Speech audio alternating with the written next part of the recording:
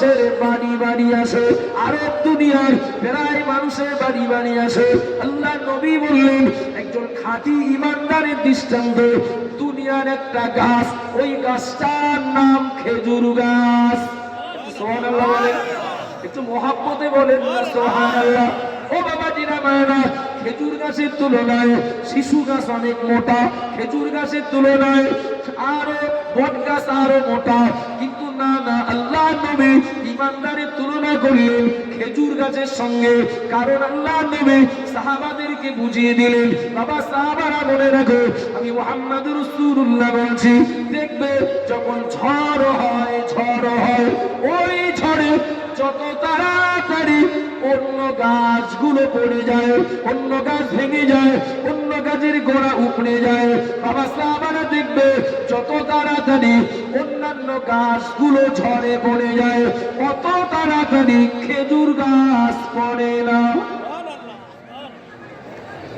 আল্লাহ নবী বললেন, ও সাহাবায়ে কেরামেরা মনে রাখো, আমি মুহাম্মদুর রাসূলুল্লাহ বলছি, দুনিয়াতে যারা হবে খাঁটি ইমানদার, ইমান যাদের খাঁটি, মুখে মুখে কবুল বলা লোকলি হবে না, ইমান যাদের খাঁটি, আল্লাহ নবী বললেন ওদের দুনিয়ায় অবস্থান হবে খেজুর গাছের মতো। যত ঝড় উপর দিয়ে বয়ে যাক, মারবো ধরবো বার করবো দেশসারা করবো, পুকুরে তেল দেবো, ক্ষেতের ফসল কাটবো, গাছের গোড়া কেটে দেবো, ইমানদারির উপর দিয়ে যত ঝড় বয়ে যাক না কেন, যত লোক তাকে দেখানো হোক না কেন, ইমানদার দুনিয়াতে বাঁচে খেজুর গাছের মতো শক্ত হয়ে।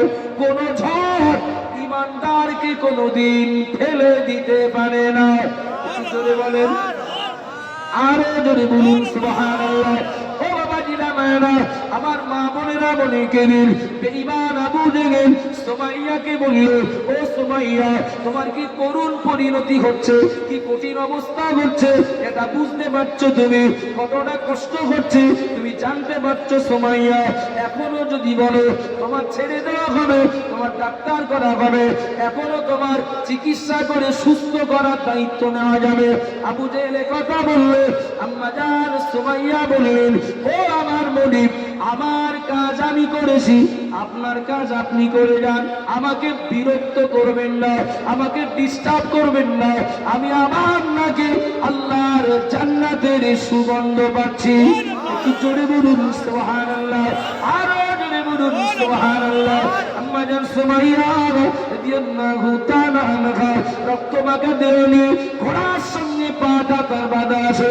বেঈমান আবু জেহেল করলো কি, এবার একটা পাথর নিয়ে আসলো, কেননা ঘোড়া যখন দৌড়াচ্ছিল সুমাইয়া পেটে লাগলে পেটটা উপরে দিচ্ছিলেন, পিঠটা তলায় দিচ্ছিলেন, পিঠে লাগলে পিঠটা উপরে দিয়ে পেটটা তলায় দিচ্ছিলেন, কিছুটা স্বস্তি হচ্ছিল। বেঈমান আবু জেহেল করলো কি, শাস্তি আরো বাড়াতে হবে, শাস্তি আরো বাড়াতে হবে। একটা পাথর নিয়ে সুমাইয়াকে দেখালো, সুমাইয়া দেখতে পাচ্ছ নাকি, এখনো যদি কলেমা না ছাড়ো পা তো বাধা থাকবে, আর তোমার বুকের উপরে এই পাথরটা চাপিয়ে দেওয়া হবে, ঘোড়া ছুটবে, বুঝতে পারছো শাস্তি অনেক বেশি পাবে। আম্মা জান সুমাইয়া কোনো মতে রাজি হলেন না, সিদ্ধান্ত পাল্টালেন না। আবু জেহেল আবার ঘোড়াটা ছুটিয়ে দিল, ঘোড়াটা লেলিয়ে দিল, ঘোড়া দৌড়ায়, সুমাইয়াও দৌড়ায়, ঘোড়া দৌড়ায়, সুমাইয়াও দৌড়ায়, আগের তুলনায় অনেক বেশি। সারা দেহ ক্ষতবিক্ষত হতে লাগলো, রক্তগ্রস্ত, চামড়া ছিঁড়ে ছিঁড়ে রাস্তায় পড়তে লাগলো। ঘোড়াটা আবার কিছু সময় দৌড়ানোর পরে আবু জেহেল আবার ঘোড়ার সামনে গিয়ে ঘোড়া দাঁড় করালো।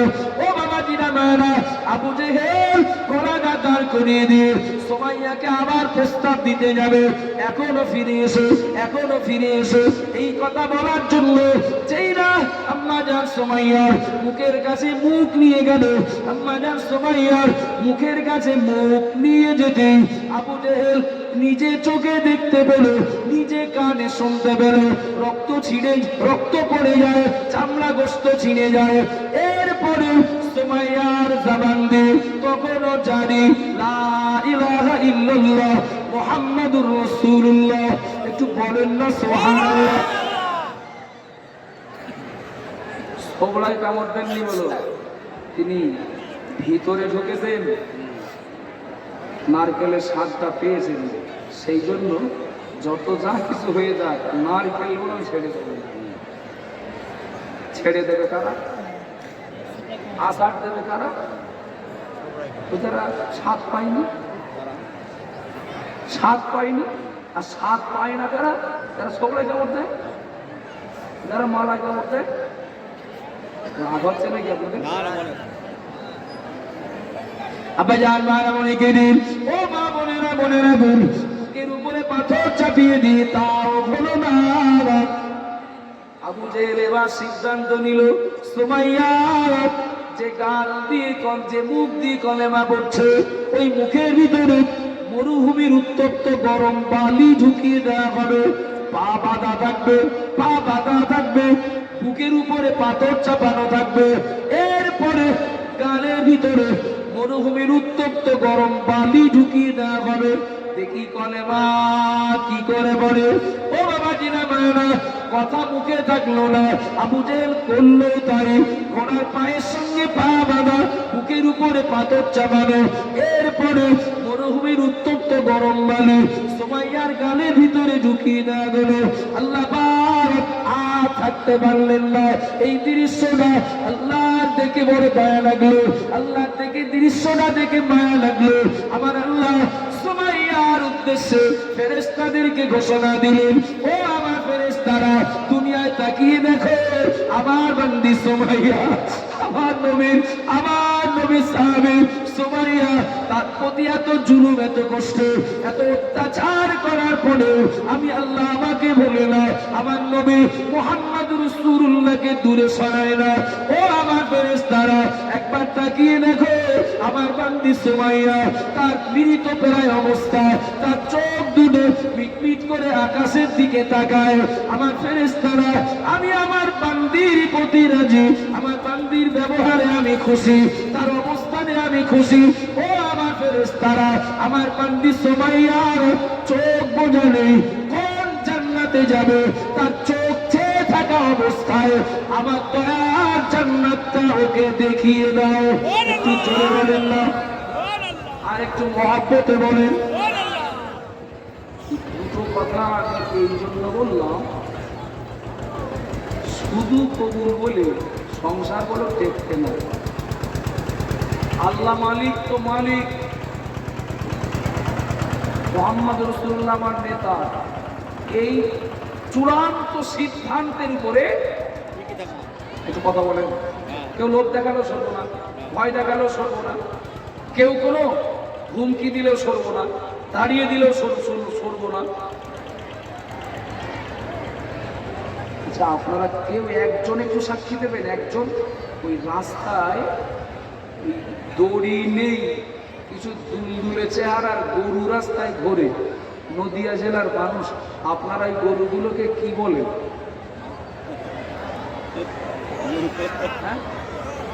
ষাঁড়। ষাঁড়। আচ্ছা, ওই যে ষাঁড়, ও কি কোন রাস্তায় যাওয়ার সময় কারো জিজ্ঞেস করে দেয় যে এই রাস্তায় আজকে যাওয়া যাবে কিনা? কথা বলে না।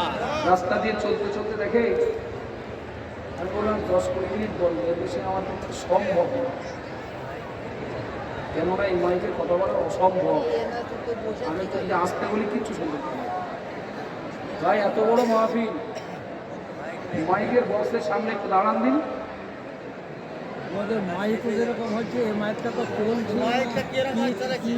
আপনারা হয়তো ভাবছেন আপনাদের শুনতে অসুবিধা হচ্ছে না, কিন্তু আমার তো কি হয়ে যাচ্ছে সেটা আমি বলতে পারছি।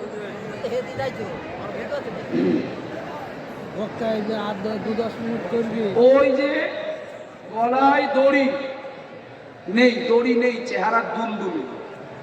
সবাই এই বক্সটি থাকে না, জোর বলা হয়, জোর বলা, চেহারা দুলদুলে, কিন্তু ওরে বলে সাপ। আচ্ছা, ও কোথাও কোন রাস্তায় যাওয়ার সময় কারো জিজ্ঞেস করে এই রাস্তায় যাওয়া যাবে কিনা? আচ্ছা, রাস্তায় যদি একটা নো এন্ট্রি বোর্ড থাকে, ওই দেখে সাপ রাস্তায় যাবে বলে মনে হয়? নো এন্ট্রি বোর্ড থাকলে যাবে বলে মনে হয় রাস্তায় যাবে?